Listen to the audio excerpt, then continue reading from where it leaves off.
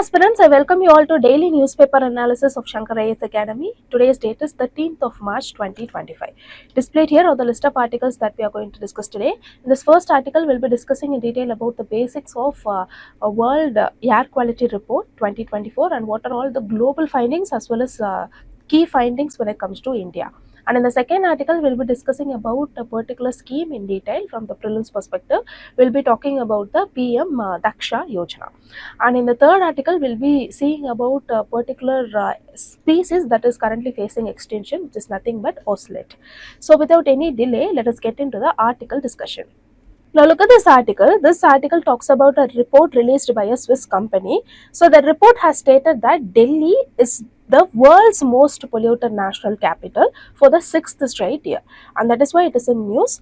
From the prelims perspective, you have to know about the basics of the report. So let's start with what is the name of the report.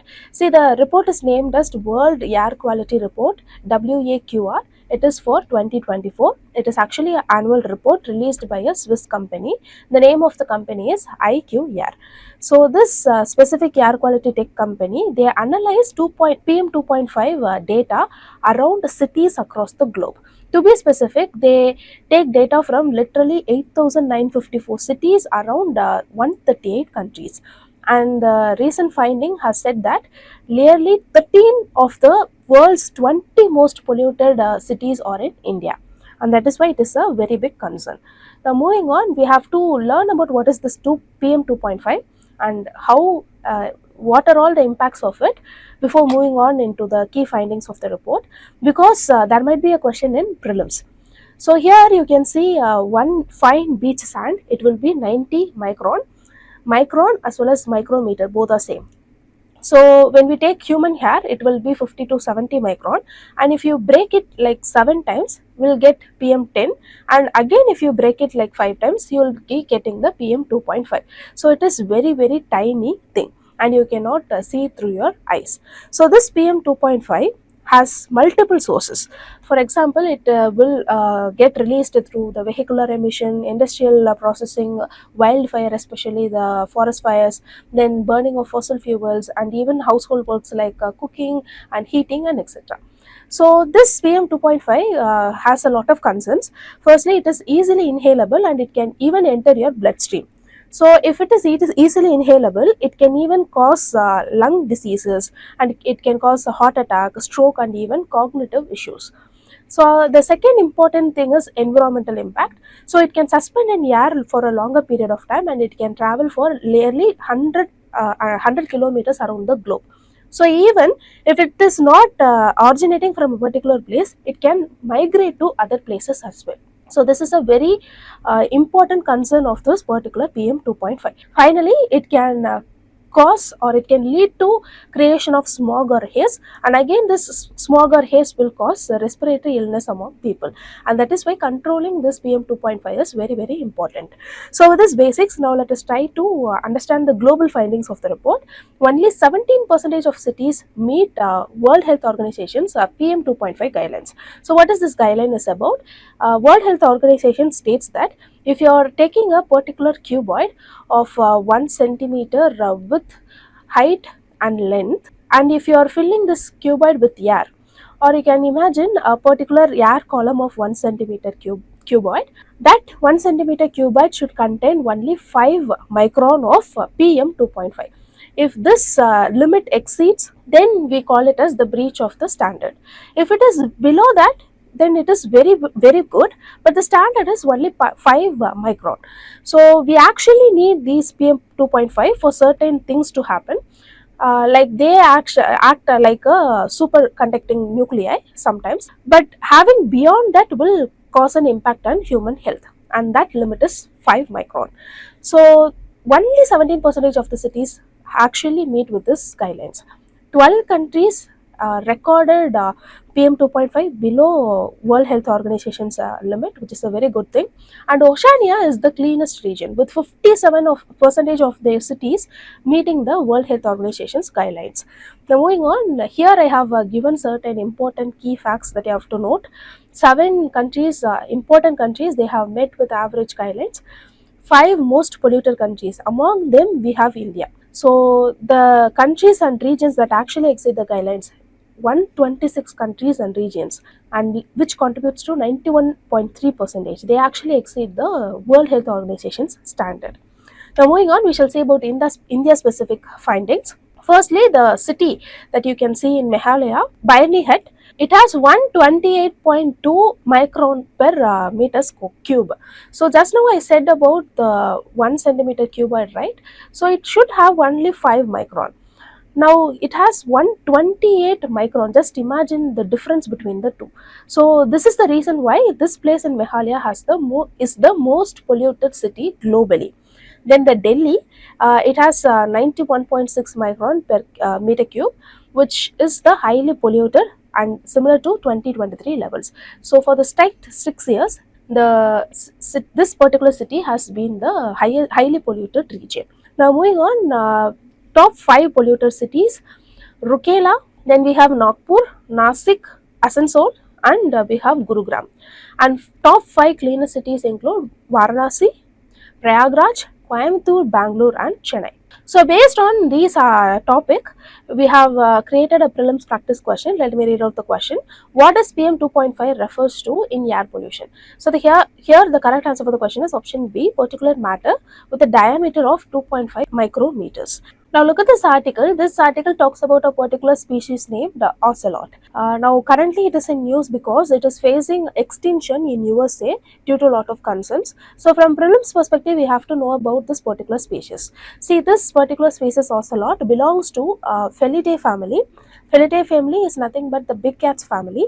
And talking about their character, they are actually medium sized wild cats, but their size is twice the size of a house cat, and they are excellent swimmers, climbers, as well as jumpers. Talking about their habitat and distribution, they actually exist in a tropical and subtropical rainforest, mangrove swamps, savanna, semi-arid thorn shrubs, as well as bushlands.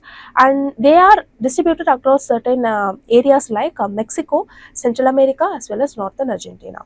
Now moving on, talking about their behavior and communication, they are actually nocturnal, meaning they are active only at the night, and they are solitary. They exist single, and they do not dwell in groups. Now they communicate using the body language, scent making, and vocalization, and they hunt very small mammals, reptiles, fish, birds, as well as amphibians. Now moving on, talking about their morphology, here you can see the image of the ocelots.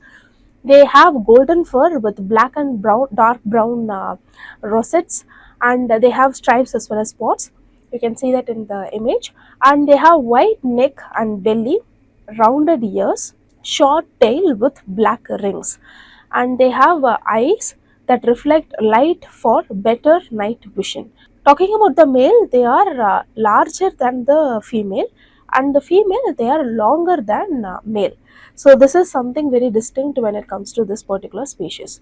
Moving on, talking about the threats faced by the species, they are actually hunted for their fur and their skin, and their habitat destruction due to lot of urban expansion and roadways as well as deforestation is actually destructed the habitat of the animal and led to extinction in the particular urban areas. Now talking about the conservation status, it is actually least concern when it comes to IUCN Red Book list, and this particular Texas ocelot subspecies is actually endangered. When we talk about CITES, it is listed under Appendix 1, meaning most endangered species, and you require highest form of clearance to trade this particular animal. Now moving on, we have a prelims question for you. Here you have to find which of the following is not the characteristics of an ocelot.